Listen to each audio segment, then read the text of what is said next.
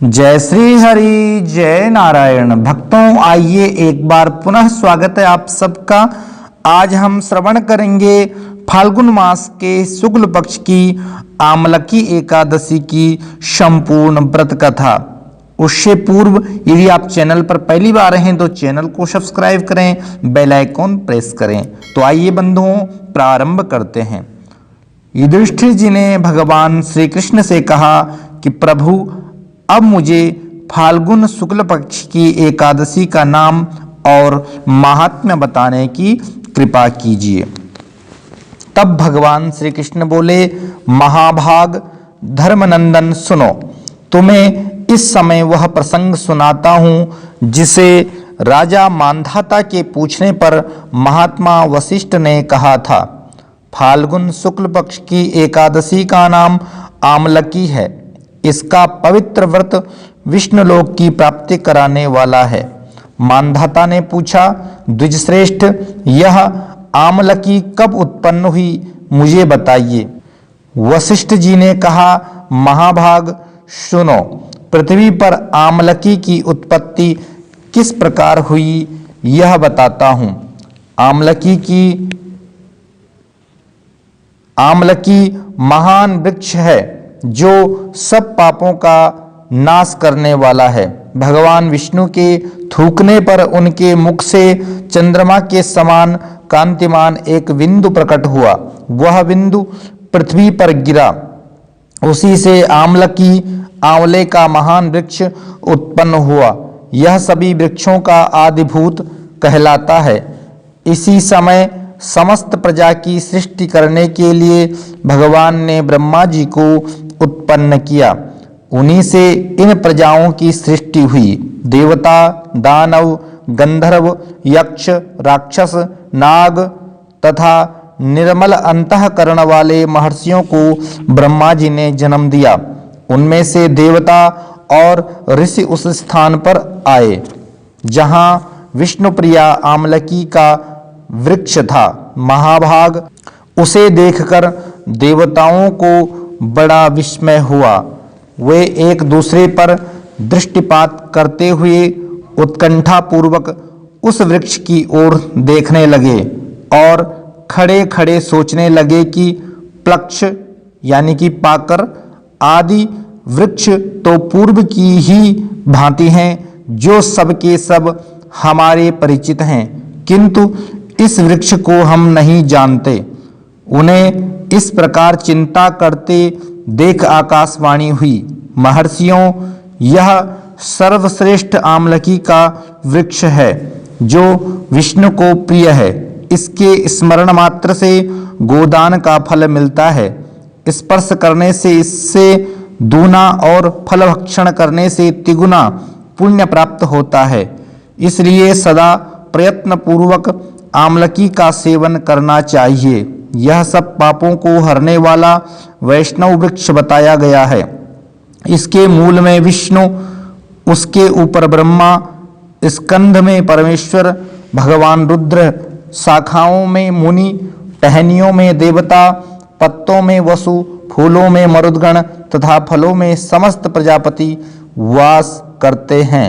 आमलकी सर्वदेवमयी बताई गई है। अतः विष्णु भक्त पुरुषों के लिए यह परम पूज्य है।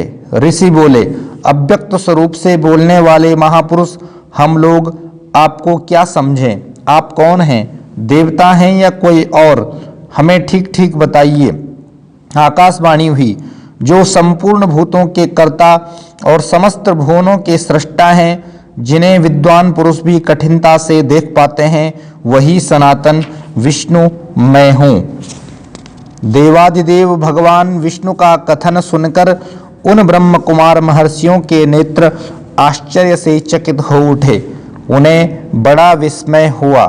वे आदि अंतरहित भगवान की स्तुति करने लगे। ऋषि बोले, संपूर्ण भूतों के आत्मभूत आत्मा एवं परमात्मा को नमस्कार है। अपनी महिमा से कभी च्युत न होने वाले अच्युत को नित्य प्रणाम है। अंतरहित परमेश्वर को बारंबार प्रणाम है। दामोदर कवि सर्वज्ञ और यज्ञेश्वर को नमस्कार है। मायापते आपको प्रणाम है। आप विश्व के स्वामी हैं, आपको नमस्कार है।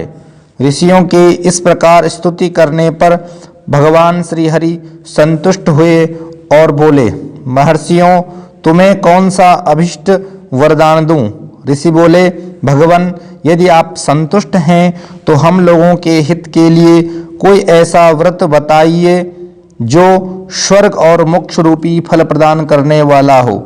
श्री विष्णु बोले, महर्षियों, फाल्गुन शुक्ल पक्ष में यदि पुष्य नक्षत्र से युक्त द्वादशी हो तो वह महान पुण्य देने वाली और बड़े बड़े पातकों का नाश करने वाली होती है। द्विजवरों, उसमें जो विशेष कर्तव्य है उसको सुनो।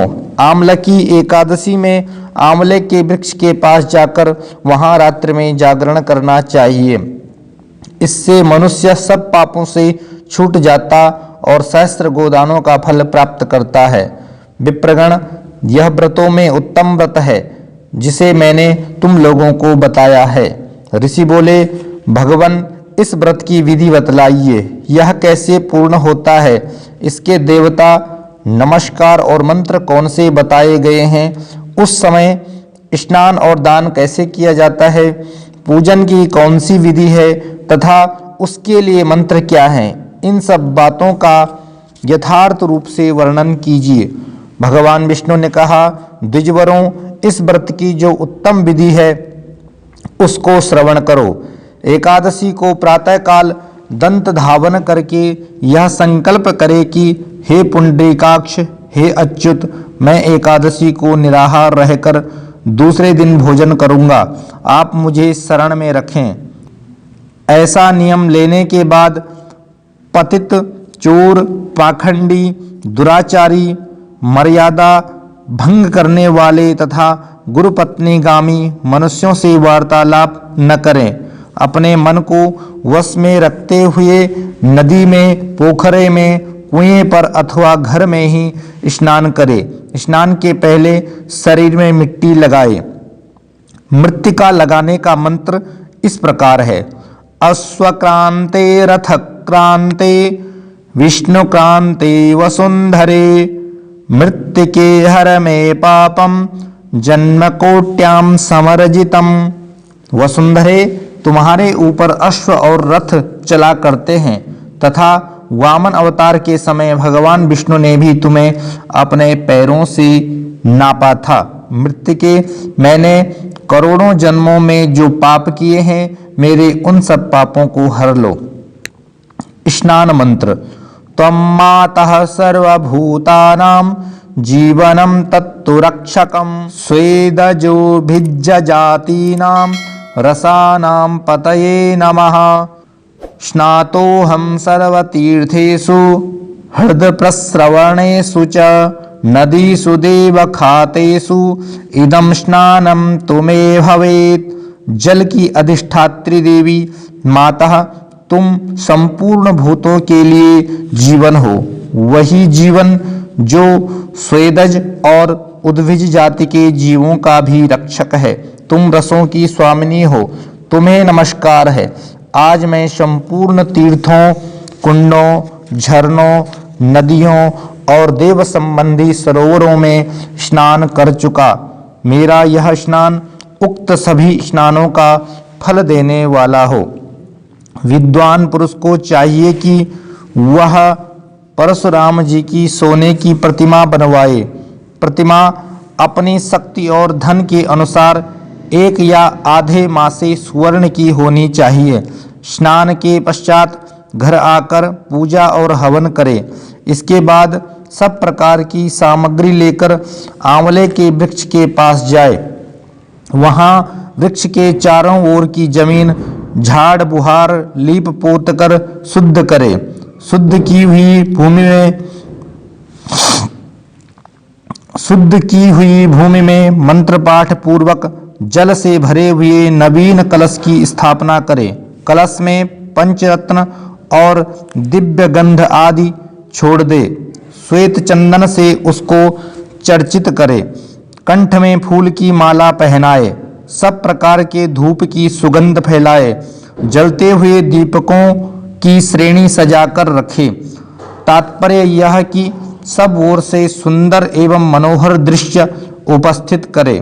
पूजा के लिए नवीन छाता, जूता और वस्त्र भी मंगाकर रखे।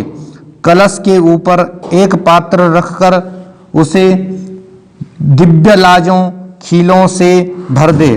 फिर उसके ऊपर सुवर्णमय परशुराम जी की स्थापना करे। विशोकाय नमः कहकर उनके चरणों की, विश्वरूपिणे नमः से घुटनों की, उग्राय नमः से जांघों की, दामोदराय नमः से कटिभाग की, पद्मनाभाय नमः से उदर की, श्रीवत्सधारिणे नमः से वक्षस्थल की, चक्रणे नमः से बाईं बाह की, गदने नमः से दाहिनी बाह की, वैकुंठाय नमः से कंठ की, यज्ञ मुखाय नमः से मुख की, विशोक निधये नमः से नासिका की, वासुदेवाय नमः से नेत्रों की, वामनाय नमः से ललाट की, सर्वात्मने नमः से संपूर्ण अंगों तथा मस्तक की पूजा करे। ये ही पूजा के मंत्र हैं।